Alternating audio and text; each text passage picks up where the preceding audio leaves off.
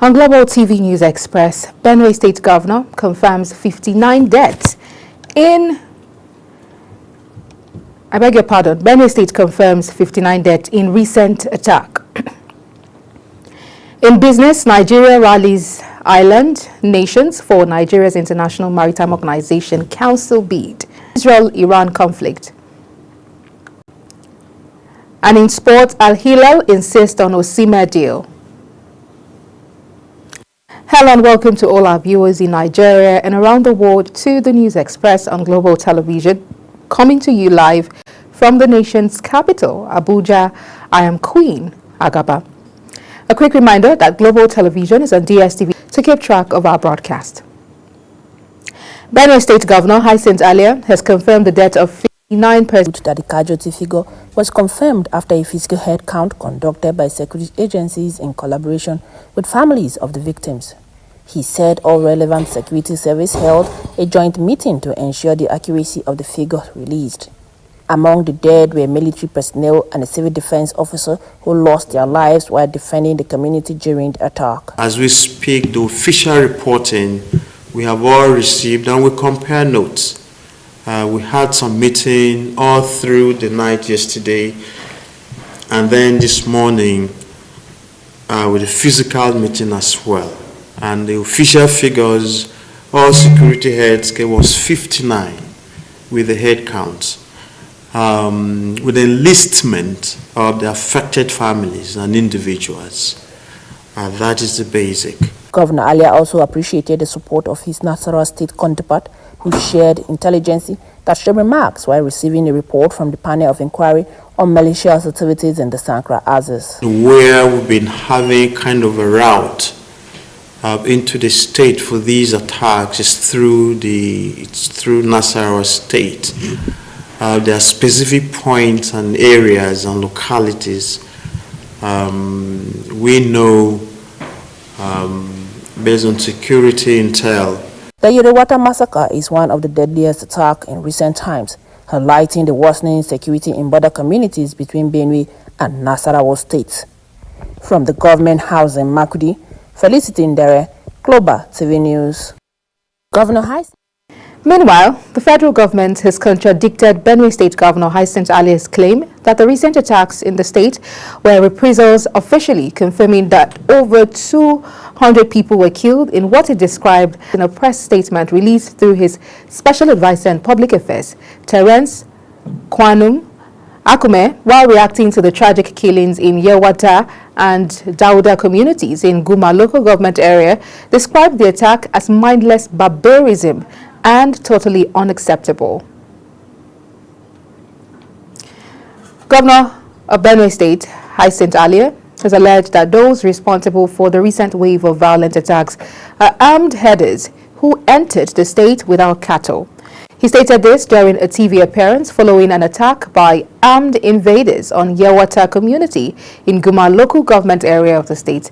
Subsequently, the youth of Yewata blocked the Lafia-Makodi highway, protesting the killings. In a related development, Chief of Defense Staff General Christopher Musa has arrived Yewata town in Guma local government area of Benue, where scores were killed in a coordinated attack. His visit followed the prolonged attacks on communities in the state by armed herders and bandits. General Musa is expected to meet with Governor Hyacinth Alia in the government house before his departure. The Inspector General of Police, Kayode Egbetoku, arrived in Benue State and ordered the immediate deployment of additional tactical teams to the region following a wave of deadly attacks that have left scores dead. A brief statement posted by the Nigeria Police Force via X confirmed the development. The deployment comes amid mounting public outrage and calls on social media for the federal government to declare a state of emergency in Benue following a 2-day killing spree by suspected herders. Away from Benue State, suspected herdsmen have launched a deadly attack on Seyange, a Tiv-dominated community in Obi local government area of Nasarawa State. The attackers reportedly killed the village head and abducted several residents during the raid. The gunmen stopped the community on motorbikes, unleashing terror and destruction, leaving many people injured and several homes deserted. Let's turn to other stories now, where the High Court Territory has granted bail at 2 billion naira. Justice Halilu Yusuf, in a ruling, granted the bail after Emefiele acquiring a housing estate comprising 753 units, allegedly stealing and taking control of billions of naira in proxy accounts. Justice Yusuf noted that Emefiele had been granted bail in 3 other criminal cases pending against him and that there was no evidence that the federal government has indicated that concerns over ground rent obligations involving several foreign embassies in the Federal Capital Territory will be addressed through established diplomatic processes. The spokesperson for the Ministry of Foreign Affairs, Kimiebi Ebiemfa, says the matter would be taken up with the Federal Capital Territory Administration and handled accordingly. The assurance followed reports that the Federal Capital Territory Authority might take enforcement action, including the possible sealing of 34 embassies over unpaid ground rents dating back to 2014. The Lagos State government has issued a warning to residents, especially those in communities near rivers and lagoons, to remain vigilant, as continued heavy rainfall is expected to trigger flash floods across the state. This was disclosed in a statement signed by the State Commissioner for the Environment and Water Resources, Tokunbo Wahab. Wahab noted that recent forecasts from the state's weather stations show geostationary imagery indicating thunderstorms widespread. You're watching the live broadcast of the News Express. When News Express returns, Nigeria rallies island nations for Nigeria's International Maritime Organization Council bid. Details coming shortly after the break. Please.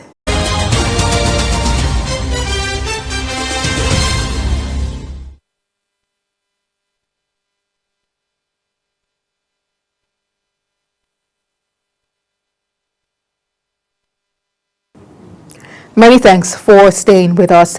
In business, Nigeria has stepped up its diplomatic campaign for a seat on the International Maritime Organization IMO Council as Minister of Marine and Blue Economy Adegboyega Oyetola held strategic talks with leaders of small island nations during the 2025 United Nations Ocean Conference in Nice, France.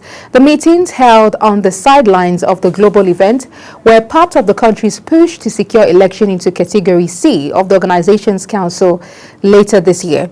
The meetings underscore Nigeria's commitment to building alliances with countries that, though geographically distant, share common vulnerabilities and aspirations within the global maritime community.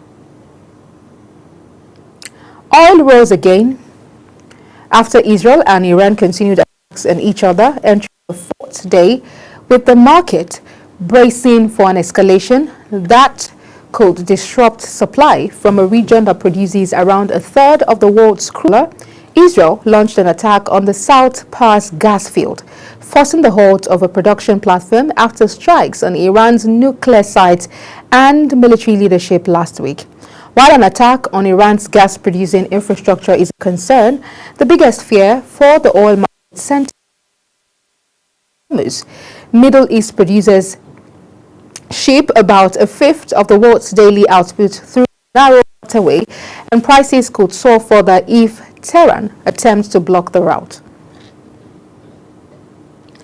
Nigeria has recorded a third production decline in the first 5 months of 2025, dropping by 32,759 barrels per day, which indicates its inefficiencies in tackling issues in investment, pipeline vandalism, and theft.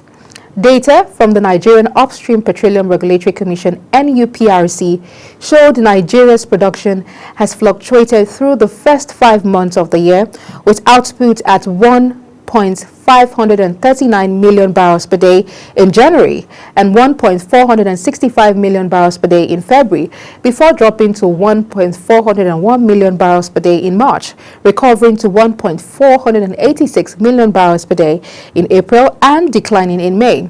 This development also indicates that Nigeria has failed to meet its quota as set by the Organization of Petroleum Exporting Countries, OPEC, for 4 consecutive months after reaching the milestone last December and in January 2025.